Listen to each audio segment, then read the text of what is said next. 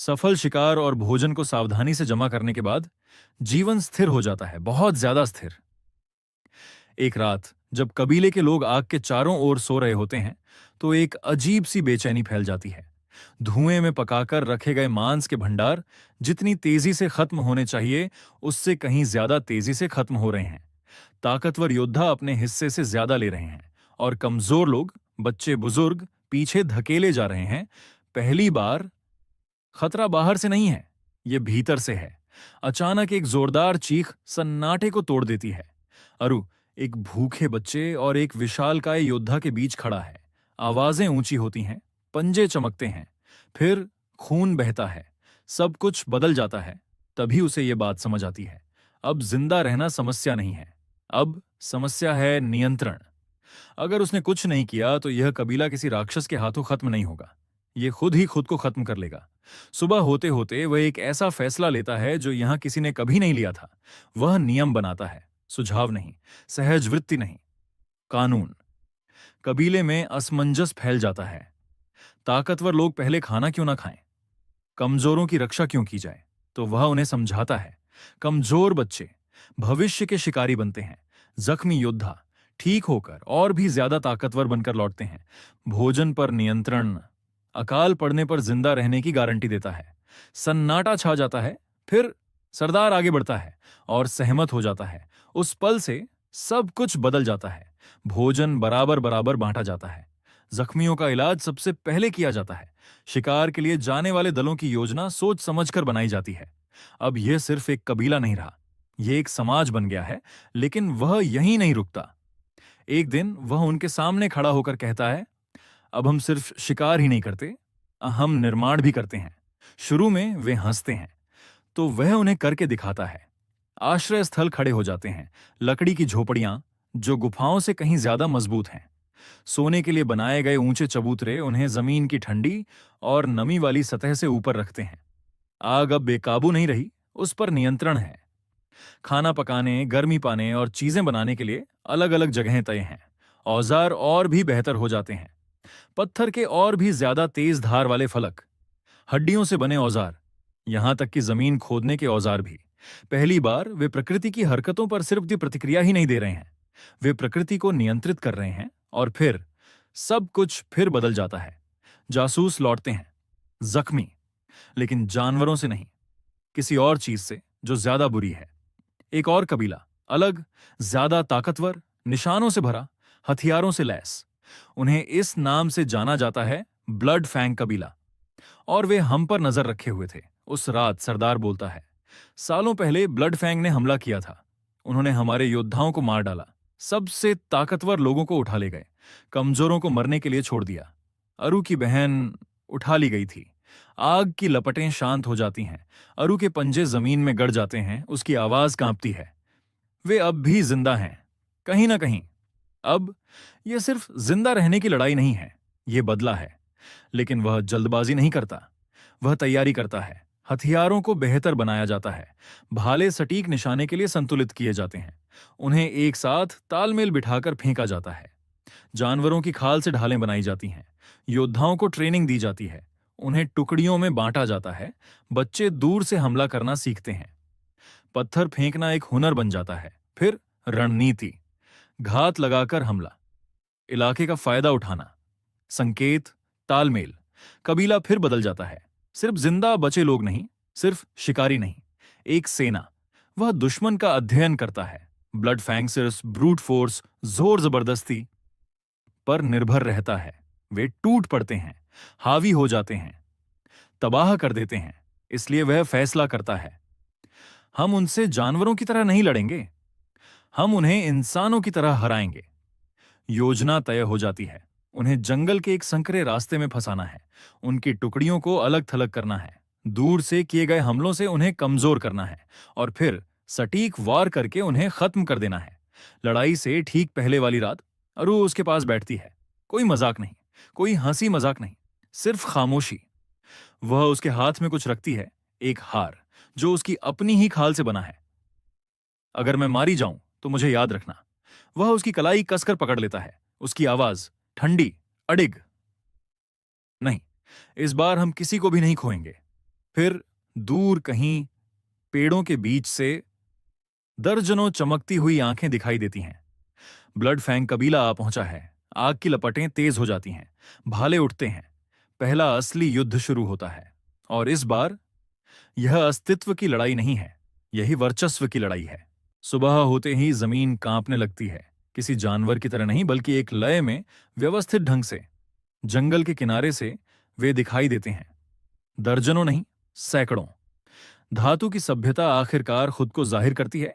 कांसे से जैसे कवच पहने सैनिक, ढालें, एक कतार में जुड़ी हुई, लंबे भाले, छोटी तलवारें और ऐसे झंडे जिन पर अनजान निशान बने हैं।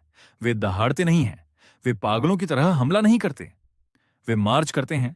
लकड़ी की दीवार के ऊपर से मुख्य पात्र उन्हें देखता है और पहली बार वह इसे महसूस करता है। यह एक असली सेना है। अरु अपने भाले पर अपनी पकड़ मजबूत कर लेती है। यहां तक कि सबसे ताकतवर योद्धा भी हिचकिचाते हैं, क्योंकि उनकी सहज बुद्धि इस तरह के दुश्मन को समझ नहीं पाती। और उसी पल वह एक सच समझ जाता है। अगर वे आमने सामने की लड़ाई लड़ेंगे तो वे हार जाएंगे। इसलिए वह युद्ध का मैदान बदल देता है। बच्चों और जो लोग लड़ाई नहीं करते उन्हें जंगल के अंदरूनी हिस्सों में भेज दिया जाता है और सुरक्षित जगहों पर छिपा दिया जाता है। खाने का भंडार अलग अलग जगहों पर बिखेर दिया जाता है और कई जगहों पर छिपा दिया जाता है। जंगल खुद एक हथियार बन जाता है। रास्ते संकरे कर दिए जाते हैं, गड्ढे खोदे जाते हैं और सावधानी से ढक दिए जाते हैं। और चुपचाप घात लगाने वाली जगहों पर तेज नुकीले खंभे लगा दिए जाते हैं। वह दुश्मन के अगले कदम का अंदाजा लगा लेता है। एक व्यवस्थित सेना कतार बनाकर आगे बढ़ेगी, साफ रास्तों पर चलेगी और किसी भी तरह की अव्यवस्था से बचेगी। इसलिए वह उन्हें आगे बढ़ने के लिए सिर्फ एक ही सुरक्षित रास्ता देता है, एक जाल। सेना जंगल में प्रवेश करती है, धीरे धीरे, सावधानी से। जिस पल वे उस संकरे रास्ते से गुजरते हैं वह इशारा करता है। अंधेरे की ओट से भालों की बारिश होने लगती है। खनक, खनक, खनक। ढालें तुरंत ऊपर उठ जाती हैं। कई बार रोक दिए जाते हैं, लेकिन सभी नहीं। कुछ सैनिक जमीन पर गिर पड़ते हैं। सेना की कतार में हलचल मच जाती है। फिर जमीन उन्हें धोखा दे देती है।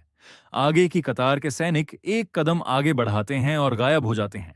उनके वजन से जमीन में बने गड्ढे धंस जाते हैं। उनके कवच के जोड़ों के बीच से नुकीले खंभे उनके शरीर में घुस जाते हैं। चीखें जंगल की हवा में गूंज उठती हैं। सेना रुक जाती है, हैरान परेशान। लेकिन सिर्फ एक पल के लिए। उनका कमांडर अपना हाथ ऊपर उठाता है, इशारा करता है। वे खुद को हालात के हिसाब से ढाल लेते हैं, बहुत तेजी से। भाले जमीन को टटोलते हैं। ढालें और मजबूती से पकड़ ली जाती हैं। उनके कदम धीमे और नपे तुले होते हैं। फिर वे हमला बोल देते हैं, पागलों की तरह नहीं, बल्कि एक व्यवस्थित कतार में। वे जालों की पहली कतार को तोड़कर आगे बढ़ जाते हैं और अब लड़ाई आमने सामने की हो जाती है। एक युवा योद्धा हिचकिचाता है, बस एक पल के लिए। एक तलवार बिजली की तरह चमकती है, साफ सुथरा वार, एकदम सटीक। वह जमीन पर गिर पड़ती है। पहली बार कबीला यह देख रहा है। उनके लोग जंगली जानवरों से नहीं, बल्कि किसी ऐसी चीज से मर रहे हैं जिस पर किसी का नियंत्रण है। कोई ठंडी बेजान चीज। हर तरफ दहशत फैल जाती है। अरु आगे बढ़ती है। उसकी आंखों में आग जल रही है। वह इंतजार नहीं करती, वह आगे बढ़ती है। अंधाधुंध नहीं, वह अलग अलग कोणों से वार करती है, कवच के जोड़ों को निशाना बनाती है और गिरने से पहले ही पीछे हट जाती है। वह एक तूफान बन जाती है, लगातार, सटीक। एक सैनिक गिरता है, फिर दूसरा। लेकिन वह भी पूरी सेना की जमावट को नहीं तोड़ सकती। नायक ये साफ साफ देख लेता है, सिर्फ ताकत से जीत नहीं मिलेगी, बल्कि अफरा तफरी से मिलेगी। इसलिए वह सब कुछ बदल देता है। कबीला छोटे छोटे, तेजी से आगे बढ़ने वाले दस्तों में बढ़ जाता है। हमला करो, पीछे हटो, जगह बदलो। वे कमजोर जगहों पर वार करते हैं, पिछली कतारों पर, रसद ले जाने वालों पर, अकेले पड़े सैनिकों पर। दबाव कभी कम नहीं होता। जंगल जीवंत हो उठता है। दुश्मन की जमावट में दरार पड़ने लगती है और फिर सब कुछ थम जाता है। पिछली कतार से एक अकेला व्यक्ति आगे बढ़ता है, विशाल, पूरी तरह कवच से ढका हुआ, शांत सेनापति। वह अपना हथियार उठाता है, उसे आगे की ओर करता है और सिर्फ एक शब्द बोलता है, आगे बढ़ो। सेना फिर से उमड़ पड़ती है, ज्यादा ताकतवर, ज्यादा तेज, ज्यादा आक्रामक। वह प्रकृति की किसी ताकत की तरह आगे बढ़ता है, जंगल को ऐसे चीरता हुआ जैसे उसकी कोई अहमियत ही ना हो। 3 योद्धा मिलकर उस पर हमला करते हैं। वे कुछ ही सेकंड में ढेर हो जाते हैं। अब डर असलियत बन जाता है। नायक समझ जाता है ये लड़ाई सेना को हराने की नहीं है, ये लड़ाई सेनापति को खत्म करने की है। इसलिए वह अपनी आखिरी योजना बनाता है। वह खुले मैदान में कदम रखता है, बिल्कुल अकेला। सेनापति उसे तुरंत देख लेता है, उनकी आंखें मिलती हैं। नायक मुड़ता है और दौड़ लगा देता है। पीछा शुरू हो जाता है। जंगल के गहरे भीतर पत्थरों के एक संकरे रास्ते में ऊपर छिपे हुए भाले, पत्थर और योद्धा खामोशी से इंतजार कर रहे हैं। सेनापति अंदर दाखिल होता है। जाल बिछ चुका है, चट्टानें नीचे गिरती हैं, ऊपर से भाले बरसते हैं। वह ज्यादातर वारों को रोक लेता है, बाकियों से बच निकलता है। फिर भी वह खड़ा रहता है, उम्मीद से कहीं ज्यादा ताकतवर। तभी अरु आसमान से नीचे कूद पड़ती है। कोई हिचकिचाहट नहीं, कोई डर नहीं, सिर्फ गुस्सा। वे आपस में टकराते हैं, धातु बनाम सहज वृत्ति, अनुशासन बनाम विकास। ये लड़ाई बेहद क्रूर है। अरु ज्यादा तेज है, सेनापति ज्यादा ताकतवर है। हर हरकत तेज है, हर वार उसी पल की स्थिति के हिसाब से बदलता जाता है। उसे चोट लगती है, उसका खून बहने लगता है। वह उसे लगभग मार ही डालता है और ठीक उसी एक पल में नायक कदम उठाता है, ताकत से नहीं बल्कि सही समय पर। वो भाला फेंकता है, शरीर पर नहीं बल्कि गर्दन के कवच में मौजूद खाली जगह पर। वो आर पार हो जाता है। अरु इसे देख लेती है, वो खाली जगह। वो आगे बढ़ती है, एक आखिरी वार। कमांडर गिर पड़ता है। खामोशी। सेना रुक जाती है। मेहता जा चुका है, कतारें टूट चुकी हैं। वे पीछे हट जाते हैं। पूरी तरह खत्म नहीं हुए, बस पीछे धकेल दिए गए। रणभूमि शांत हो जाती है। हर जगह लाशें ही लाशें पड़ी हैं। सिर्फ दुश्मनों की नहीं बल्कि अपनों की भी। वो युवा प्रशिक्षु चला गया। कई योद्धा खो गए। यहां तक कि बिग फ्लावर भी बस किसी तरह जिंदा बचा है। अरु गिरे हुए लोगों के बीच चुपचाप बैठी है। नायक रणभूमि के उस पार देखता है। जीत तो मिली, पर साफ सुथरी नहीं, आसान नहीं। बस्ती में वापस आकर वे फिर से सब कुछ बनाते हैं, और भी मजबूत, और भी पक्के, पूरी तरह बदले हुए। कोई जश्न नहीं मनाया जाता, बस एक पक्का इरादा है। वो फिर से दीवार पर खड़ा होता है, लेकिन अब वो पहले जैसा नहीं रहा। ये काफी नहीं है, हमें कुछ ऐसा बनना होगा जिससे वे खौफ खाएं। अरु उसके बगल में खड़ी है, जख्मी, पर उसका हौसला टूटा नहीं है। वो पूछती है, अब हम क्या हैं? वो जवाब देता है, एकदम शांत और दृढ़ स्वर में, कोई कबीला नहीं, सिर्फ एक गांव नहीं, हम एक साम्राज्य की शुरुआत हैं। बहुत दूर किसी दूसरे शहर में यह खबर पहुंचती है कि सीमा पर तैनात सेना पीछे हट गई है। एक दूसरा कमांडर आगे आता है और मुस्कुराता है। दिलचस्प, क्योंकि यह युद्ध अभी तो बस शुरू ही हुआ है।